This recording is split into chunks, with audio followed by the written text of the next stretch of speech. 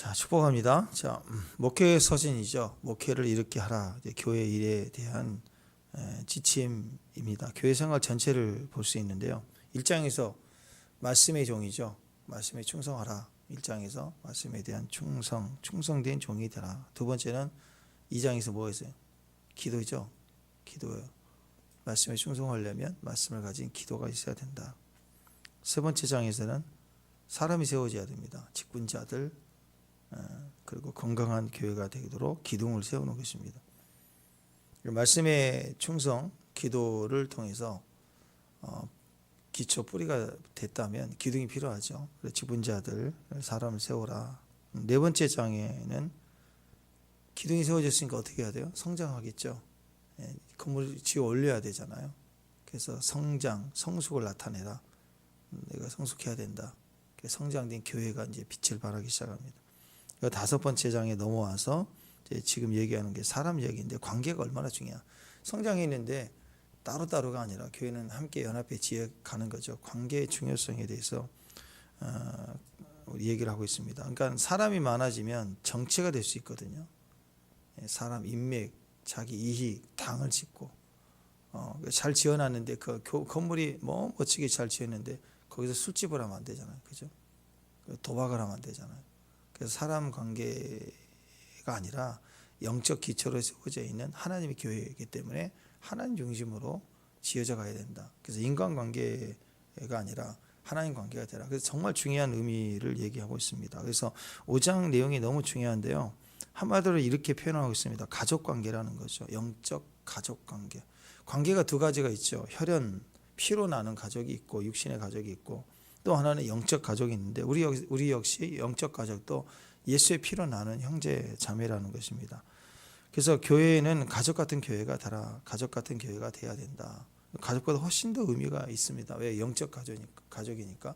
그래서 이제 최소한 집단 단체로 보지 말고 형제 자매로 보라는 거죠. 같은 자랐을 때 우리가 자라올 때 아버지, 어머니 또 형제, 자매 있는 것처럼 그런 모습으로 자라야 된다. 그래서 가족관계에 제일 중요한 게 뭐죠? 우리 어렸을 때 자라오면 아버지, 어머니, 형, 동생 뭐예요? 존중함이 있죠. 존중. 서로 가져가는. 그래서 오늘 1절, 2절 보면은 계속 나오는 게 늙은이를 꾸짖지 말라. 나이 들면 젊은이들이 자꾸 늙은이를 이렇게 아비들을 꾸짖는다고. 아이들이 조금 나이 들면 막 꾸짖어. 엄마를 위해서 하는 얘기죠. 그러면서도 왜 엄마 이렇게 하냐고 막 꾸짖어요. 말은 맞는데 그 태도가 옳지 않은 게 상당히 많습니다. 그렇죠. 또 요즘에 그 사고 나면 가끔씩 급발진하고 사고 나면 꼭 기사들이 그게 몰아가는 것 같아. 나이가 70 몇 세 된 어르신이 모는 차가 막 부딪혀갖고 다쳤다. 그러니까 그 댓글이나 여론이 나이 몇 세 운전면허 정년 기한을 둬가지고 없애버려야 된다. 사회적 반감들이 막 올라와요. 솔직히 노인들의 그런 그 여러 가지 착각이나 또는 기능 저하에서 사고가 날 수도 있죠. 그래서 젊은이들의 사고를 더 많이 일으켜요 지금. 근데 그런 얘기는 안 하죠. 막 좀 단속을 한다고 하지만 자율회에서 막 슈퍼카를 가지고 막 200km 넘게 달리다가 막 엄청 사고 나는 얘기 막 지금 일어나도 그 밑에 젊은이들은 다 없어요. 나이에 비해 너무 비싼 차 가지고 다니는 사람도 없애버리자 이런 얘기를 하나도 안 쓰잖아요.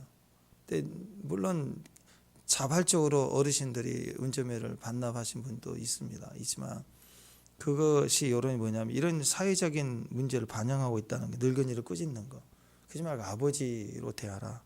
젊은이에게는 형제 대하듯 하라. 이게 다 뭐예요? 교회 안에서입니다. 물론 이 밖을 넘어가서 우리 이웃의 어르신을 아버지처럼 대하고 굉장히 좋죠. 근데 중요한 것은 오늘 교회 안에서의 얘기예요. 늙은 여자 어머니 대하듯 젊은 여자를 온전히 자매 대하듯 하라. 이 관계의 중요성을 계속 얘기하고 있습니다. 목회서는 1장부터 시작해서 계속 이어지면서 이제 기둥 이후에 그 안에서 성숙함이 필요하고 성숙함 속에 이제 뭐가 필요하냐. 관계가 너무 중요하다. 영적 관계다. 오늘 그 얘기를 하고 있는 겁니다. 그러면서 그 영적 가족 관계에 있어서 정말 존중감이 있어야 되고 깨끗해야 된다. 깨끗하게. 아버지를 등쳐먹는 아들이 돼서는 안 되잖아요. 그죠? 교회 안에서도 형제자매를 등쳐먹고 험담하고 자기 아버지 얘기 야단 들었다고 옆집 가가지고 아저씨한테 우리 아버지 험담하고 그러진 않잖아요. 자, 그러니까 가족 안에서는 좀 어렵고 힘들고 그래도 서로 비난하고 등쳐먹고 속이고 그런 관계가 아니듯이 교회는 성도는 교회 안에 가족과 같이 연결돼서 존중하고 깨끗하게 대하여 된다. 그게 이제 핵심인데 그것에 대한 이야기를 딱 꼬집어서 오늘 16절까지를 뭘로 얘기하고 있냐면 과부 얘기를 하고 있습니다. 과부. 교회 안에서 가장 약자 고아, 가부, 나그네잖아요. 나그네 이제 교회 안에 있기보다는 사회적 구조상의 가장 약자를 나그네로 했으니까 뭐 나그네를 포함해서 이제 얘기를 하는 거지만 일단 교회 안에서는 나그네를 빼고 이제 고아, 가부가 교회 안에 있다. 뭐 똑같은 의미죠. 약자를 의미하거든요. 약자의 핵심을 가지고 누구를 딱 꼬집어서 표본으로 얘기하고 있냐면 3절부터 16절까지가 과부예요. 과부. 그래서 과부를 어떻게 선대하고 존중하느냐에 따라서 전체의 관계 질서와 관계를 설명하고 있습니다. 3절에 보면 참 과부를 존대하다.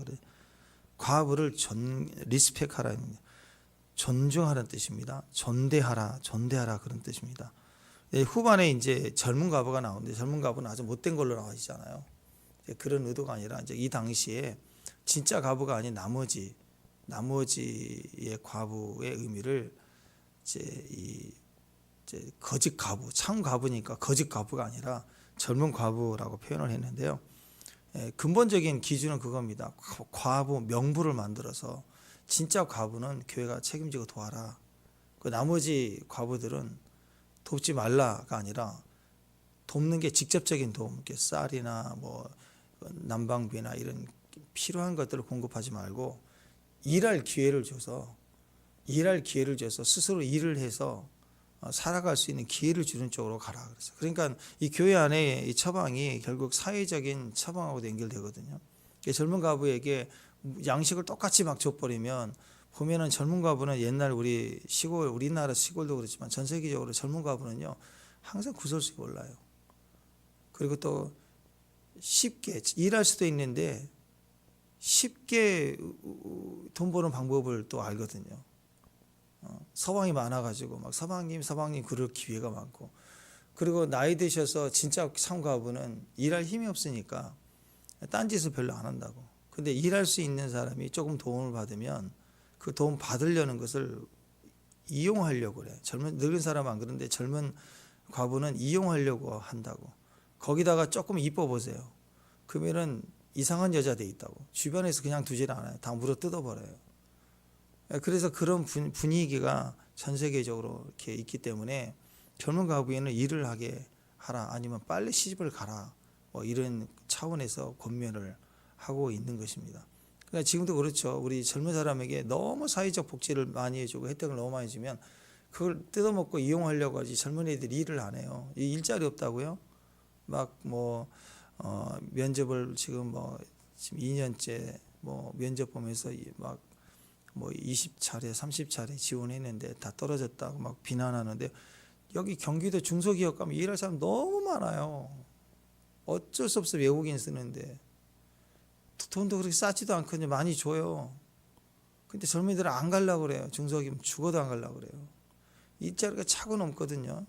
근데도 안 가려고 그러죠. 그러니까 그런 생각들이 문제가 많은 거예요. 문제가.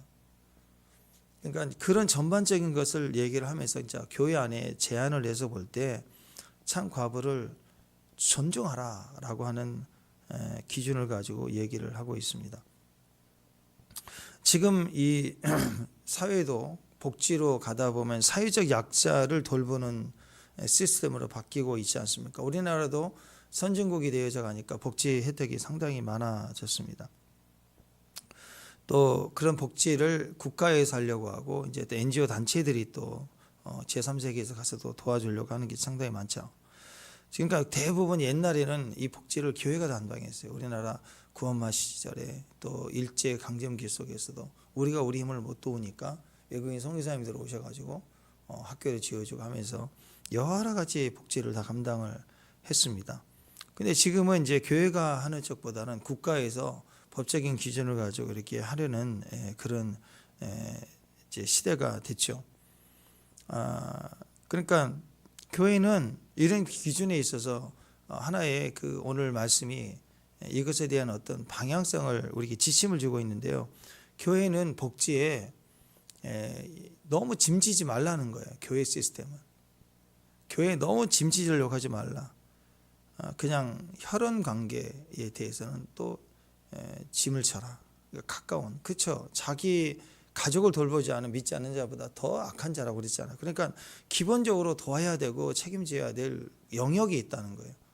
근데 그것을 국가에서 하듯이 전반적인 그 사역으로 그것을 돌보는 것이 너무 커져버리면 교회가 짐을 너무 많이 지기 시작하면요 문제가 되기 시작합니다. 왜냐하면 교회의 핵심 사역은요 구제가 아니에요. 교회의 핵심 사역은 물론 구제 사역은 필요한 사역이지만 교회의 보조 사역이지 메인 사역은 말씀 증거하고 복음 전파하고 기도하고 예배하는 것이 메인 사역이라고. 근데 너무 복지 사역으로 가면 이제 바자회 그런 거 많이 하고 도와야 되니까 또 바자회를 하다가 뭔가 재미로 붙이고 사람들이 모임 불신자 전도하는 수단을 하자 해갖고 교회에서 이제 협동조합 하거든요. 협동조합 뭐 취지는 좋아요. 시골 교회 연결해서 싸게 귤 뭐 지금 5만 원씩 오는데 뭐 이 백상자 우리가 연결해가지고 더 조금 싸게 뭐 5만 원짜리를 3만 원에 해서 한꺼번에 이제 와서 교회에서 서로 나누고 필요한 사람 보내고 해서 이익이 많죠. 그 사이에. 그런 5만 원짜리 3만 원에 가져와서 4만 원에 팔면 서로 싸게 가져가고 만 원씩 세이브 해가지고 우리가 복지할 수 있고. 근데 그렇게 하는 교회를 보니까 계속 말이 많고 막 이 돈이 일단 벌어지면 일단 복잡해집니다. 어떤 인류적으로 큰 뭐 선교를 앞두고 한번 행사 한번 합시다 해서 할 수 있는 것도 있지만 이게 사업 구조로 가면 진짜 복잡해지기 시작하는. 그러면 기도를 안 해요. 일단 사람들이 부쩍 모이는데 기도를 안 해요. 이거 일하는데 복잡해지기 시작하는. 자, 4절 한번 읽어보십시다. 4절. 자, 4절 시작.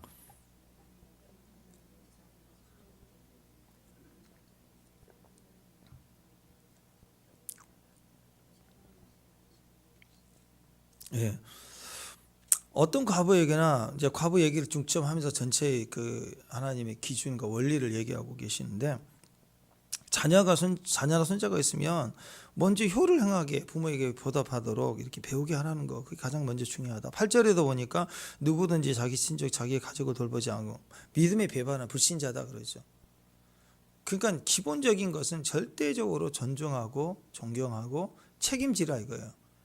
그러나 교회 형제 자매가 됐으면 여러분이 형제 자매에 대해서 모든 사람을 다 책임지려고 한다고 굉장히 어렵죠. 여러분의 가정을 책임지는 것도 어렵잖아요. 어렵고 버겁잖아요 지금.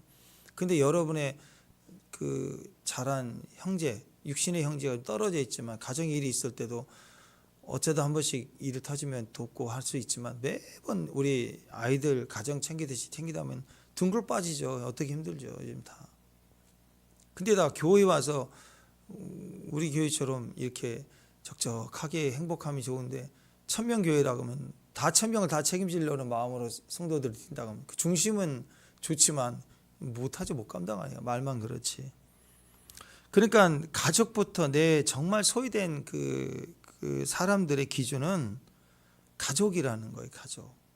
가까운 가족에 대한 책임성을 가지고 도와라. 마찬가지입니다. 교회 안에서도 그 바운더리가 있어요. 교회 안에서도 우리가 살펴야 될 가족. 그 기준을 참 과부라고 규정을 하고 있습니다. 참 과부. 참 과부 그랬으니까 거짓 과부 차원이 아니라 참 과부는 뭐냐면 가짜 과부를 말하는 게 아니고 과부 중에서도 우리 교회가 사람 많아지면 과부들이 있겠죠.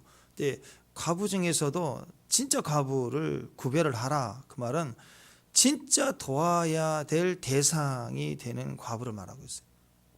진짜 교회가 책임지고 그러니까 돕자라고 딱 명부할 수 있는. 그래서 과부 명부를 만들어서. 왜냐하면 과부 중에는 돈 많은 과부도 있거든요. 남편하고 살다가 이제 이별을 했는데 남편이 돈이 많았어. 그래서 돈 많은 과부 있잖아요. 그죠? 있죠. 그런 과부는 이 참과부 명부에 포함이 안 되는 거예요. 그런 과부들은 시집가게 하든지, 돈 많은 과부가 신앙이 없으면 교회 흔들립니다. 교회 이렇게 저렇게 흔들리고 시험 들기 많이 해요. 좋은 남자를 만나든지 아니면 또 돈은 없더라도 재능이 많은 과부다. 그럼 일할 기회를 주든지 해서 이 참 과부 명단에서 빼라 이거예요. 자, 연약함을 강조, 내가 남편이 없다라는 과부라는 연약함을 이용해서 자기 일을 막 하는 분들 상당히 많아요. 그래서 그런 부분에서 빼라 이거죠. 그래서 참 과부라고 하는 여기서 의미는 요즘 말로 얘기하면 진짜 약자들을, 사회적 약자를 얘기하는 것입니다. 어디 의지할 것이 정말 없는 사람, 육신의 형제 자매도 없고 또 교회 안에서 나이도 많고 몸에 장애가 있고 움직이지도 못하고 막 그렇게 정말 도와야 될 사람, 그런 부분을 참 과부라고 얘기를 합니다. 자, 이런 과부들을 돕고 이런 과부들은 외로움이 있겠죠. 그럴 때는 어떻게 해요? 하나님께 소망을 두는 이유로 살게 하라. 그래서 기본적인 돕고 하나님 앞에서 늘 소망하고 기도하는 그런 삶을 살도록 도우라 얘기입니다. 여러분, 우리에게 여기서 배울 점이 하나 있죠. 자, 외로움이 있습니다. 삶이 되면 남편 없는 것처럼 느껴질 때, 그죠? 옛날의 구조에서는 남편이 나를 책임지고, 왜냐하면 인구 조사에도 안 들어가니까 남편 없으면 진짜 마을에서 지금 머리 다 뜯겨요. 빨래터 가기만, 옛날은 막 공동물 빨래잖아요.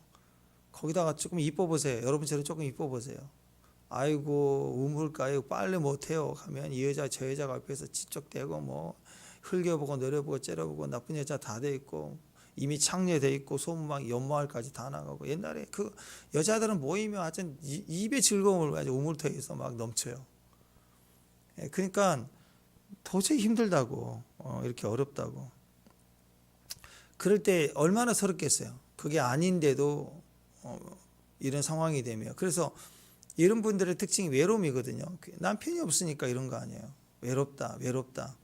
그 외로움이 생길 때, 이 극단적인 외로움이지만 우리 삶에도 남자든 여자든 살면서 외롭다 싶을 때가 있어요. 나 혼자 있는 것 같다. 그때 뭘 생각해요? 과부의 외로움을 생각해야 돼. 그보다는 아니죠. 그보다는. 그죠? 그렇잖아요. 실제 과부의 외로움보다는 아니잖아요. 그걸 생각하면서 외로움이 있다 그럼 뭐 해야 되느냐? 아, 나는 지금 하나님께 소망을 두고 살아야 되는구나 하고 예수님께 의지하고 외로움 때문에 더 간구하고 기도하고, 그게 진짜 축복이라는 것입니다. 우리 인생이 정말 외로움이 있다 싶을 때는 기억해야 됩니다. 아, 이건 하나님께 더 가까이 가라는 뜻이구나. 가까이 가라는 뜻이구나. 외로움이 너무 외롭다. 그러면 진짜 과부 같다. 그러면 분별해야 돼요. 참 과부인가 아닌가? 내가 지금 참 과부인가 아닌가?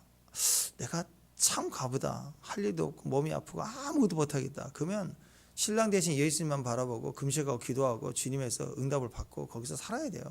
주님만 바라보고 영으로 돌파해야 되고, 참 과부는 아닌 것 같다. 그러면 열심히 일하러 가야 돼. 그때 외로움을 느낄 때는요, 일하러 가세요. 청소하고 뭐하고. 근데 진짜 오늘 외로움의 심령이 거의 참 과부하고 같다. 딱 겹치는 레벨로, 외로움의 레벨이 올라갔다. 도저히 못하겠다. 그러면 교회에 와서 눈물 뿌리고 울고 기도해야죠. 그렇게 넘어가야지. 축복합니다. 그게 과부의 영성입니다. 자꾸 그때 외로움이 느낄 때 사람이 뭐 하느냐? 향락, 놀이, 즐김, 술 이런 걸로 외로움을 풀려고 할 때 망하는 거예요. 이럴 때 교회 문제가 되고 자기 개인 문제가 대적 문제되고 문란해지고 그건 망한다고. 그러니까 교회 안에 있는 과부들은 뭐 실제로 남편이 없는 사람만을 얘기하는 거랑 우리 과부의 영성이 있거든요. 교회 다니고 있는데 가족도 있는데 어느 날 갑자기 몹시 외롭고 상처받고 억울하고 그럴 때가 있다고. 그럴 때 딱 물어봐요. 주님, 저 참 과부입니까? 오늘 과부 명단에 들어갑니까? 오케이. 그러면 다 월차 내고 교회 와서 아침부터 울고불고 기도하고 금식하고 그러면요 진짜 하나님이 돌파하게 해주세요. 참 과부는 아닌 것 같다. 그러면 일터 가서 더 열심히 일해야지. 안 그래요? 근데 그걸 즐김으로 그냥 향락으로 그냥 혼자 이상한 데 가 있고 막 외로워 막 그러다가 툭 떨어져 가지고 다리 부러진다고. 그런데 즐김으로 가면 안 된다고. 자, 어떤 사람들이 점점 교회를 등지면서 이것저것 막 즐기고 다니면서 열심히 했던 사람인데 교회를 안 나오고 제끼고 막 돌아다니게 될 때 가서 그래요. 왜 그렇게 사냐? 그랬더니 뭐라고 하느냐? 하나 너무 외로워서 그런다고. 너무 외로워서. 그건 하나님 앞에 절대로 변명이 될 수가 없습니다. 외로워서 사람을 찾다. 외로워서 막 힘들게 하니 상처받아서 저 사람을 찔렀어요. 이거 말이 안 되는 거예요. 절대로 그럴 수 없는 거예요. 외로움을 향락으로 풀어가려고 하는 기질, 그게 점점점 길들여지면 게을러 빠져가지고 나중에 아까 후반에 나와 있는 것처럼 문제만 일으키는 삶이 되고 마는 것입니다. 자, 우리 부르심은 외로울 때 오히려 하나님 앞에 나가라는 거예요. 기도하고 간구하고. 이게 우리의 외로움의 영성, 그 풀어가는 모습이 오늘 과부의 영성입니다. 과부의 영성 중요합니다. 신약 성경 보면은 누가복음 2장 안나라는 여자분 나오죠. 기억하십니까? 누가복음 2장 36절 이하에 보면 아셀 지파예요. 안나라는 여자 선지자가 있는데 나이가 매우 많았더라. 결혼한 후에 7해 동안 남편과 함께 있다가 결혼 후에 남편과 7년을 보내는 남편이 갑자기 죽었어요. 과부가 됐습니다. 그리고 지금 84세예요. 이 사람이 성전을 떠나지 않고 주야를 금식하며 기도하며 섬기더니 이때 이제 예수님의 탄생을 예언하잖아요, 그죠? 그러니까 이분이 과부가 되고 재혼하지 않고 84세를 과부로 지내는데 뭐 하고 있었느냐? 이 외로움을 어떻게 해결했느냐? 성전에 나와서 주야를 금식하고 기도하며 살았다는 거, 평생을.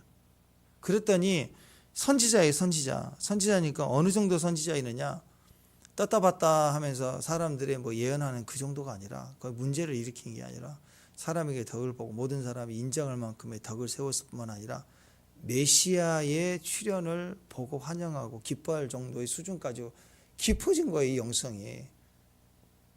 외로움을 인간적으로 일하고 풀 수도 있지만 그 외로움을 오히려 내 남편은 진짜 하나님이다, 그런 마음으로 남편이 딱 사고로 하늘나라 가니까 내가 열심히 내 인생 살기 위해서 다른 일을 할 수도 있지만 나는 오직 마음의 결정은 하나님이다, 주님이 내 신랑 되신다, 이거 하나만 가지고 성전에서 금식하고 지금까지 주야를 금식하고 기도하고 보냈다. 그러니까 영성이 얼마나 기뻤겠어요. 그러니까 사람들에 대한 여러 가지 덕되는 예언을 하니까 선지자라고 인정을 해주고, 더 나아가서 예수와에 대한, 진짜 신랑 되신 예수와에 대한 기다림으로 주야를 금식하고 기도할 때, 성전을 떠나지 아니할 때 진짜 선지자가 됐다라는 거. 이게 과부의 영성으로 돌파한 모습이에요. 이게 너무너무 외로울 때는요, 하늘을 돌파할 기회가 되는 거. 외로울 때 진짜 외로워서 죽겠다 그럼 죽어버려야 돼요. 기도로 죽어버려야 영이 살아서 하늘을 뚫어가는 거예요. 최선을 다해서 기도하는 정도가 아니라 전부를 내놓고 기도하는 거예요. 내 남편이 7년 뒤에 죽었지만 죽을 때 나도 같이 죽었다. 이제 나는 세상에 더 이상 즐거움이 없다. 이 외로움은 하나님께 간다 하고 오직 하나님만 바라보고 가는 거예요. 이럴 때 대단한 영성이 되지 않습니까? 찬송가 369장 오늘 찬양했죠. 죄짐 맡은 우리 구주. 작사자가 스크라이븐이라는 분인데 결혼을 앞두고 약혼녀가 죽었습니다. 결혼 이틀 전에 약혼녀가 죽었으니 얼마나 큰 충격이었어요. 고통스럽습니다. 왜 나에게 이런 일이 일어났는가? 거부하고 싶고 받아들일 수가 없고. 그런데 어떻게 해요? 현실인데, 엄연한 사실인데. 그래서 그 고통 속에 막 방황을 하다가 자기 결론은 하나님이에요. 하나님을 믿기로, 하나님 의지하자. 이 사람도 평생 독신으로 살았어요. 다른 여자를 주시겠지가 아니라 나의 즐거움은 이제 다른 여자를 만나도 비슷할 거야. 내 오직 기쁨은 주님밖에 없어. 그러니까 그 약혼녀를 정말 사랑했던 것 같아요. 그러니까 자기 인생에 멘붕이 와버리는 거예요. 그러니까 답이 없는 거예요. 그래서 바다까지 갔지만 한 줄기 빛. 그러니까 여러분 그 지푸라기 잡는 심령이라 그러는데 왜 그러냐면 여러분 우리에게 있어서 예수님이 항상 지푸라기밖에 안 되는 거예요. 우리에게 있어서 예수님은 위대한 하나님이 아니라 말로만 하나님 그러는데 보면은 지푸라기예요. 우리는 예수님 항상 지푸라기 취급을 해요. 그러니까 안 찾아요. 그러다가 언제 찾느냐? 다 박살나가지고 방향에 1도 안 보일 때, 끝났다 싶을 때는 그때서 지푸라기 보이는 거예요. 그래서 그 붙잡았더니 지푸라기가 아니라 주님인 거예요. 왜 기도를 안 하는 줄 아세요? 왜 엎드리지 않는 줄 아세요? 왜 어려운 일인데도 사람들이 자꾸 타락하고 향락으로 간 줄 아세요? 그분들에게 예수님이 늘 지푸라기밖에 안 되는 거예요. 그러니까 우습게 여기는 거예요. 꼬다는 버릇자락이 뒤 옆에 있어도. 언제 그분이 지푸라기, 여전히 지푸라기지만 언제 붙잡게 되느냐? 지푸라기라도 붙잡는 심령으로 떨어져 봐야 그때 지푸라기가 보인다고. 다른 거 안 보여도. 그때 그게 은혜고. 그러니까 주님은 언제든지 우리에게 지푸라기 취급밖에 안 당하시는 분이세요. 근데 이 과부 영성 지나고 나면 지푸라기 아니라 정말 주님밖에 없는 위대한 영성이에요. 그러니까 이 스크라이브 같은 분에게 있어서는 지푸라기 같은 밖에 안 보이는 주님이었지만 주님이 없어요. 그런데 진짜 다 잃어버리고 나니까 주님밖에 없구나. 주님 왕이시죠. 그러니까 다시 뭐 결혼을 하려고 할 생각도 안 하고 오직 평생을 주님 의지하고 하다가 고백하는 거예요. 죄진 맡은 우리 구주. 어째 그리 좋은 친구인지. 내 평생의 동행. 친구라는 의미는 동행이잖아요. 더 깊은 동행으로 가서 이 찬양이 전 세계를 울리고 있지 않습니까? 지금도. 영등포 교회 임정식 목사님의 간증, 옛날 간증을 들어보니까 그 교회 권사님 한 분이 계시는데요. 성경을 그 권사님이 그 교회에서 나이가 되게 많은 편인데 성경 암송을 엄청 많이 하신대. 암송을. 그래서 그 교회 그 목사님이 암송을 좋아하셔서 교회 암송 대회를 해년마다 하시면서 선물을 많이 이렇게 주고 하는데 젊은이들은 못 따라간대요. 그래서 젊은 청년들 중에 올해는 우리가 이겨보자 하고 막 1년 동안 미리 막 내년을 위해서 계속 그 권사님 1등 하니까 막 작정을 하고 시험 공부까지 해가지고 했는데 그 여전히 1등을 뺏기는 거예요. 이 권사님에게. 말씀을 얼마나 많이 암송하는지. 근데 이분이 말씀만이 아닙니다. 기도의 축복이 얼마나 강한지 충만한지 늘 교회에 있어요. 기도하고 중보하고 실제로 덕이 되는 거죠. 사람들이 와서 권사님께 다 나누고 위로받고 그냥 말씀이 뭐 가득 차 있으니 생각나는 말씀 쭉쭉 나오고 그게 예언이지. 뭐 보인다, 파란 게 있지. 그런 이상한 예언이 아니라 그 권사님하고 얘기하면 말씀이 쭉쭉쭉 나오는 거예요. 말씀이 얼마나 덕이 되겠어요. 교회 문제가 안 생기는 다 살려내는 거예요. 이게 진짜 사역자 아니에요? 안나 같은 분 같아요. 보니까 그 목사님이 불렀대요. 그리고 협박을 했대요. 레시피를 공개하시죠. 그 좋은 영생의 레시피가 뭡니까? 아들도 모르고 며느리도 모르는 레시피가 뭔지 공개하시오. 그랬더니 그 권사님 그랬대요. 나는 처음부터 그런 게 아니고요. 정말 죽을 만큼 생각해 보니까 죽을 만큼 고통스러울 때였던 것 같아요. 왜냐하면 이분이 젊었을 때 남편이 죽었는데 죽기 전에 남편이 얼마나 힘들게 했냐면 그냥 맨날 땀 여자와 바람 피우는 거. 여자에게 있어서 아내에 있어서 제일 큰 고통이 남편이 바람 피는 거 아니에요? 너무너무 고통스럽더라는 거예요. 그 당시는 또 정말 심했겠죠. 정말 죽고 싶었대. 하루하루가 죽고 싶었대. 나 살기 싫다고. 그때마다 붙을 수 있는 건 말씀밖에 없대. 정신이 돌아버릴 것 같더래. 그래가지고 말씀 무조건 피고 무조건 암송했대. 왜냐하면 말씀 읽으려고 안 읽어져요. 안 읽어지니까 암송을 하자. 힘들 때마다 한 구절씩 암송해서 머리에 두자. 안 그러면 내가 머리가 깨져버릴 것 같으니까. 이분이 말씀을 계속 암송한 이유가 거기 있어요. 거기다 적을 두지 않으면 내가 미쳐버릴 것 같아요. 암송하고 암송이 되니까 기도가 되겠죠. 디모데전서 살아낸 거예요. 1장 말씀에 충성하라. 말씀 읽었어요. 2장 기도하라. 되죠? 이 순서가 그냥 그대로 돼버린 거예요. 이분에게는.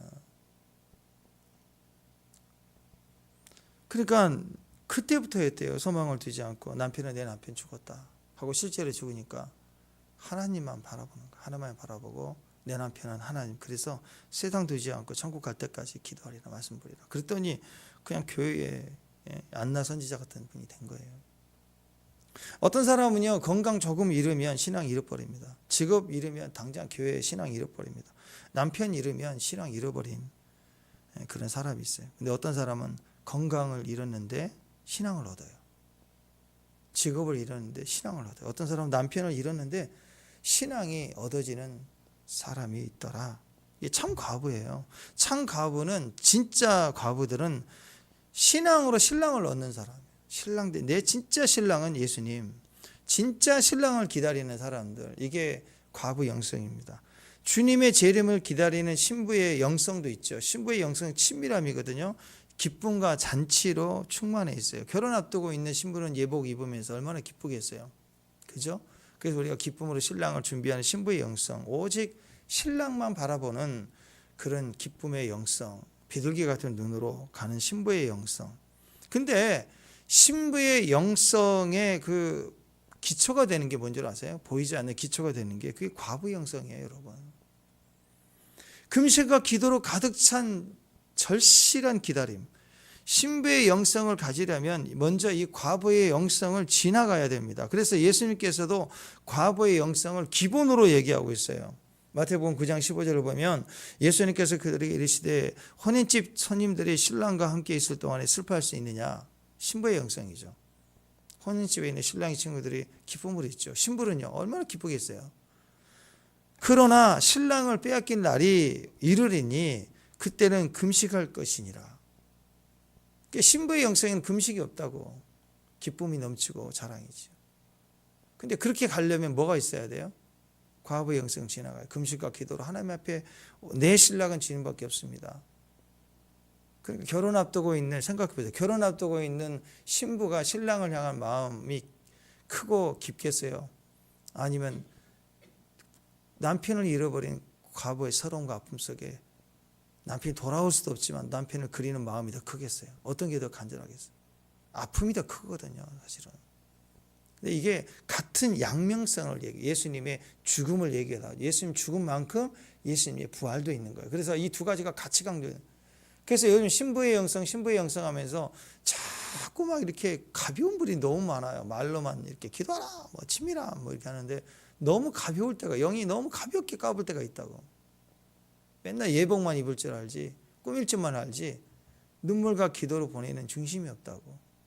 아가서에서 눈물과 갈망함과 신랑을 찾아가는 것과 잠자는 것과 흘겨보면 당함과 이런 시간을 빼버린 신부의 모습 어디가 있어요? 없죠.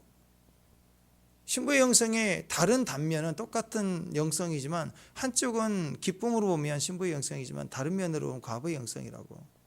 오히려 우리가 깊이와 이 베이스를 놓치고 마지막 때 신부의 모습을 강조할 때가 많습니다. 그런 차원에서 교회 안에서도요, 참 과부를 전대하라. 그게 교회의 기본 영성입니다. 사도행전 6장에서도 보면 교회가 하는 일에 과부 구제하는 일이 있잖아요. 그 잘못된 일이, 그게 구제로 가다 보니까 서로 싸워서 이제 집사님들이 세워지고 이제 그렇게 가는 것이 있었습니다. 그러니까 정말 그 구제하는 데 있어서 참 과부를 구별하는 게 그게 정말 중요합니다. 그래서 분명히 과부로, 참 과부로 판명이 되면 과부 명부를 명부에 올리라. 과부 명부. 그래서 여기 이제 과부 명부 해가지고 딱 여기다 과부 명분 명단 부릅니다. 이렇게 올라가야 돼.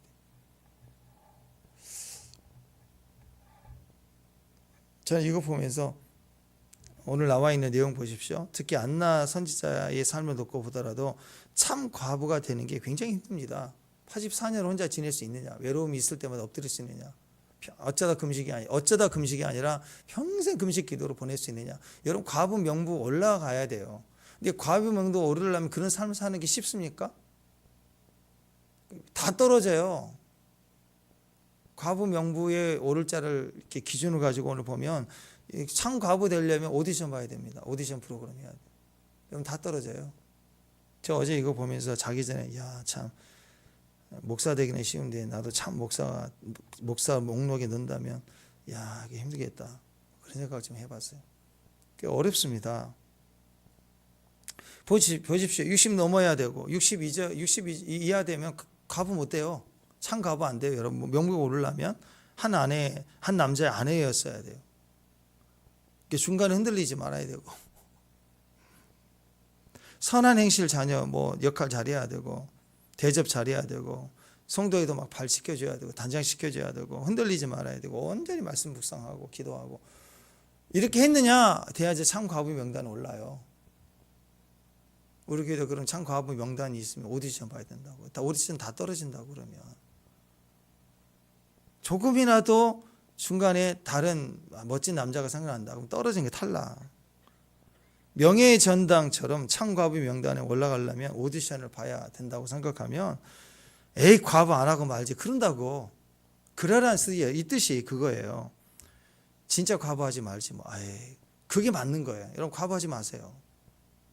과부하지 마시고 일하세요. 아니면 좋은 남편 빨리 만나서 과부 중에 과부라면 빨리 남편 만나세요. 빨리 일하세요. 열심히 뛰세요.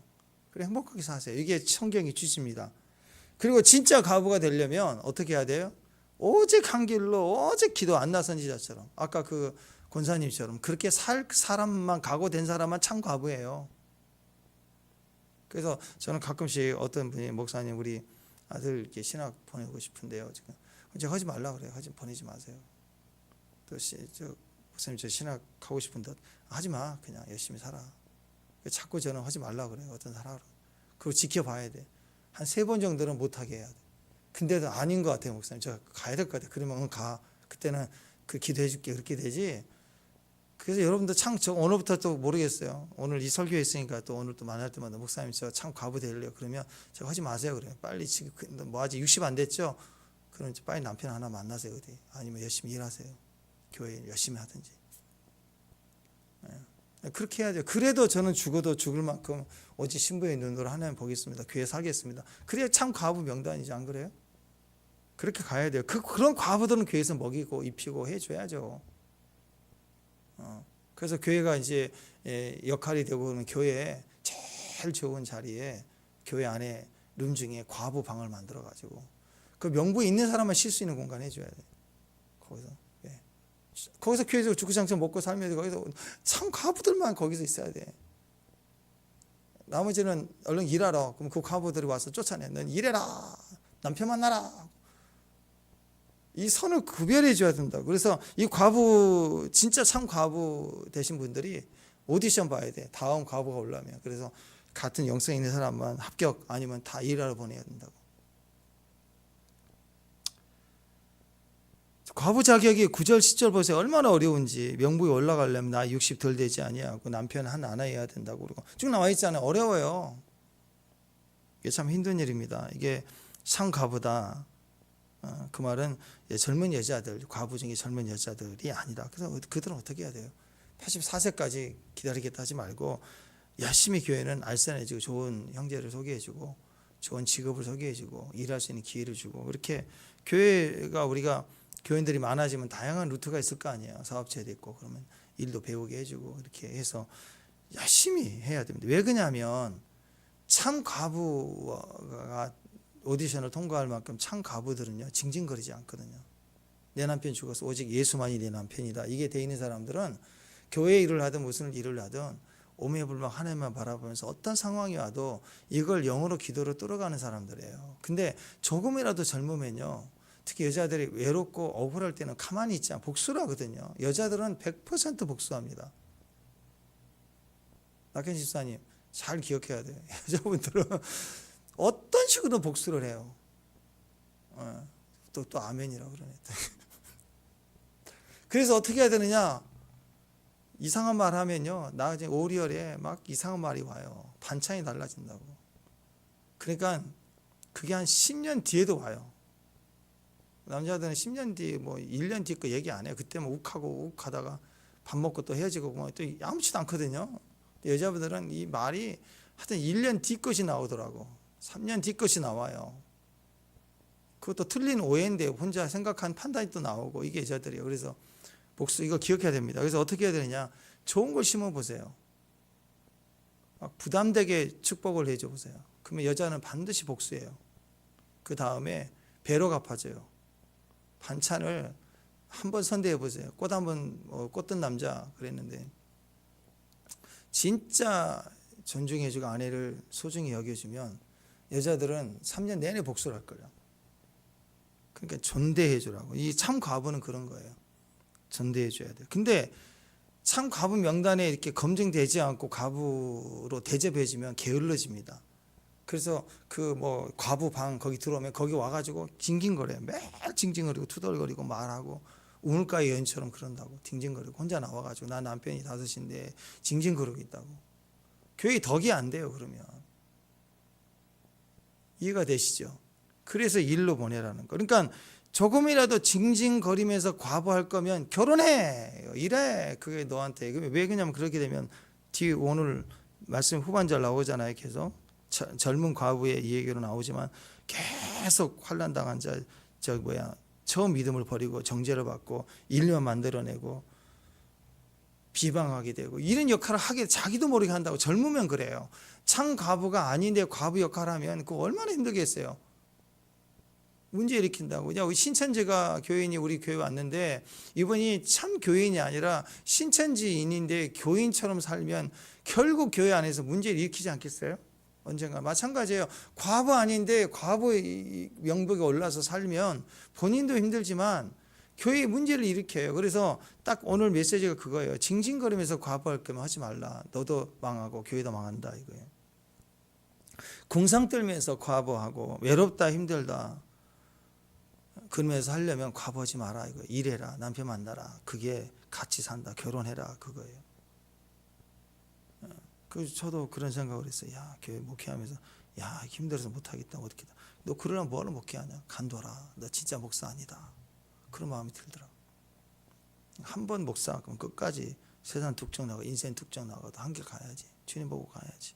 기도해야지. 똑같습니다. 참 과부에 오르려면 요만큼이라도 동의하죠. 부정적 말하지 말고 앞만 보고 가야 돼. 조금이라도 징징거리고 소문내고 이야기하고 누구 판단하려면 과부하지 마세요. 안 나선 진짜 안 된다니까요. 그 마음으로 얘기하고 계속 징징거리면서 과부할 거면 참 과부하지 말고 결혼해서 잘 살아라. 멋지게 살아라. 84세까지 끝까지 기쁨으로 기도하고 금식하며 혼자 지낼 수 있으면 진짜 과부지 마. 그렇지. 그럴 자신 없으면 그냥 결혼해서 잘 살아라. 그래서 웬만하면 참 과부하지 마. 웬만하면 진짜 목사 되지 마. 그거예요. 교회를 살리는 일이니까. 그래서 그런 생각을 했습니다. 나 진짜 목사로 내가 살고 있는가? 아니면 간도에 다 내야 되는구나. 그게 낫죠. 그래서 이제 이렇게 하면 누가 과부할래? 누가 과부할래? 저요. 그러면 결혼해. 하지 마. 참 과부하지 마.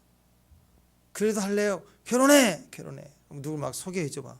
근데 아닌 것 같아요. 저는 누구 만나야 될 게 아닌 것 같아요. 그러면 이제 진짜 과부가 되는 거예요. 오디션 합격. 진우만 바라고 가는 거고. 여러분 주변에 누가 신학교 간다 그러면 절대 가지 말라고 하십시오. 하지 마세요. 다 막으세요. 하지 마세요. 취지는 그거죠. 아름다운 가정을 이루어 잘 살기를 원한다가 원칙이에요. 왜 따면 밤의 시간이 낮의 시간이. 사도 바울이 독신은사라고 성경에 안 나와 있지만 독신은사라고 얘기를 하잖아요. 하나님만 바라보고 살았어요. 그렇다고 해서 독신은사를 받을지어다 그러지는 않잖아요. 하나님의 원래 취지는 결혼해서 짝을 이뤄서 아름답게 사는 게 원칙이라고. 결혼할 수 있도록 노력해야 됩니다. 어떻게 해서든지. 근데 본인은 그것도 있지만 그것보다는 저는 주님을 잘 섬기는데 난 그게 더 기쁨이 된 것 같아 하고 정말 그렇게 주님 앞에 서 있으면 그건 말하지 않아도 결혼해 고려해도 아무리 소개해줘도 이건 저 사람이 소개받은 사람이 나쁜 사람이 아니라 저거 결혼보다는 나는 정말 주님이 좋습니다. 이 사회에서 섬기는 게 좋아요. 이게 본인 안에 100%가 돼 있으면 그게 바울과 같은 의미가 아니겠습니까? 독신 은사를 가진 분들 전에 몇 번 봤는데 그건 또 있더라고. 그냥 아무리 젊으셔도요 죽을 때까지 정말 정욕이 한 번도 올라오지 않는 생각이 없대요. 그래서 하나님이 기도하면서 주님 위해 헌신하면서 이성에 대한 마음으로 막 괴로워하고 막 고민하면서 주의를 한다. 그건 독신 은사가 아니에요. 독신 은사는 딱 그 마음이 정확하게 있대요. 아무 의미가 없대요. 그 정도 돼야 되는 거죠. 그러니까 그런 마음이 아니면 하나님의 기본 취지는 과부들아 결혼하라 그거예요. 열심히 행복하게 살라. 가정을 이뤄라. 젊은 처녀들아, 젊은 과부들아 무조건 결혼하라. 행복하게 살아라. 그게 기본 취지예요. 기본 취지. 그러면서도 온전히 짐을 질 수 있는 믿음과 상황이 되면, 오늘 소개해드린 그런 영적인 분들의 모습이 되면, 주님은 또 다른 각도에서 평생 신랑 되신 예수님 비둘기의 눈으로 또 독수리처럼 교회 와서 기도하고 금식하고 주님을 갈망하고 주님이 기뻐하고, 그런 마음으로 84년을 보낸 게 아니라 하루가 그런 거예요. 그게 84년이 된 거고, 1000년이면 1000년이 되는 거죠. 1000년까지 채우리라가 아니라 천년을 채우리라. 그러면 그 과부의 영성이 아니에요. 과부는 오늘 하루의 전부를 주님으로 기다림으로 서 있는 거죠. 과부에게 제일 필요한 게 뭐죠? 돈입니까? 아니에요. 신랑밖에 없어요. 진짜 사랑하는 신랑이었으면 올 수 없지만 죽은 남편이 어떻게 돌아오겠어요? 그러나 신랑만이 전부인 마음으로 또 그 기다림이 있다면 신랑만 필요하다는 거죠. 그게 과부의 영성입니다. 그게 오늘 주님으로 가는 우리의 마지막 때 모습을 주지 않은가 싶습니다. 그래서 정확하게 교회에서도 그런 분들, 약자들, 정말 도움이 필요한 분들은 돕고, 나머지는 열심히 살 수 있도록 도와주는 역할을 하는 거죠. 교회, 사회도 그렇죠. 국가도 너무 구제해서 막 해서 해주면 난리가 나요. 어제도 트럼프 되고 나서 이제 막 난리입니다. 대한민국이 이제 뭐 윤석열이 망했다 뭐 난리치고, 또 트럼프 작년에도 뭐 저번에도 그랬지만 국방비에 뭐 5조 올린다 10조 올린다 뭐 난리치거든요. 여러분 미국이 비행기 아무 데나 안 팔아요. 중국에 팔겠어요? 기술 다 빼가는데. 근데 우리나라 거주하고 한국만 왔다 갔다 하고 지켜준 거, 우리 돈 주고 해달라고 해도 되겠냐고. 그 혜택이 얼마나 많아요. 국방부 뭐 또 이번 대선에 또 올릴 것이다. 10조? 10조 어마어마한 돈이죠. 근데 한 해 우리나라가 복지로 쏟아내는 돈이 100조가 넘어요. 다른 각도에서 쓰는 돈이 너무너무 많이 예산이 올라가고 막 계속 증가되고 있다고. 근데 그걸 막 비판해. 그들의 고백하는 내용은 미국은 쫓아내다. 어떻게 하겠다는 거예요 도대체. 미국은 없으면, 미국 빠지면. 줄 건 주고 올릴 건 올려주고 얻을 게 더 많잖아요. 경제가 국방이 안정이 되면. 뭐 아직 우리 K방산 많이 무기 판다고 하지만 안 돼요. 그거 가지고 그거 세계를 다 지배할 것도 아니고 그 핵도 없는데 뭐가 되겠어요. 거기에 자주 국방이 안 된다니까. 이 나라는 독립 때, 해방 때, 6.25 때 다 된 게 한 번도 없어요. 우리는 자주 국방이. 지금도 마찬가지고. 절대적으로 하나님 믿고 도움을 받을 건 받고 할 일 하고, 그렇게 제한된 생각으로 살지 말고 그렇게 기준을 가지고 참 도울 수 있는 건 돕고 해결할 수 있는 건 해결하고, 또 나머지는 직업도 젊은이들을 위해서 자꾸 뭐 젊은이들도 그런 거예요. 자꾸 왜 직장 일감을 안 주냐, 기회를 안 준다. 이 나라는 그런 생각하고 있잖아요. 그게 아니라 일감을 만들어 주고 일할 능력을 길러주는 정책을 해야죠. 복지 줄 게 아니라 혜택 줄 것만 생각하지 말고. 똑같은 원리예요. 가정도 국가도 마찬가지입니다. 정말 필요한 사람들을 도와줘야 돼요. 나머지는 기회를 줘야 돼요. 기회를. 오늘 그 취지로 오늘 형제 자매처럼 대하라. 그렇죠? 우리 가족이 많을 때, 형제 자매들이 많을 때, 형제 자매 중에 정말 약자는 장애가 있고 그러면 다 도와줘야죠. 우리 형제가 피를 나는 형제가 도와야 되죠. 근데 일할 수 있는 애가 청년 되고 대학 나오고 미둥거리고 계속 게임만 하고 있는데 용돈 계속 언니 누나가 주고 동생이 주고 하면서 계속 용돈만 준다. 안 돼요. 그런 건 끊어버려야 돼. 그게 살리는 거라고. 그리고 직업도 알려주고 친구도 알려주고 알바도 알려주고 이렇게 해서 되게 해서 해야지. 그냥 돈만 준다, 복지해 준다, 큰일 납니다. 그거 마찬가지입니다. 교회도 가정도 국가도 이런 원리 속에서 우리 서로를 돕고 또 중보하고 이렇게 세워질 수 있는 지혜가 되기를 바랍니다. 기도하겠습니다.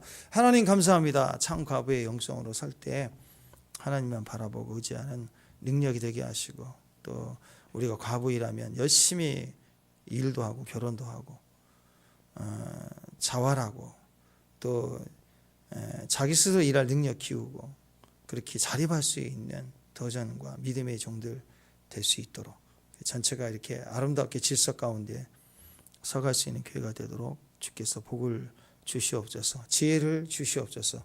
예수님 이름으로 기도합니다.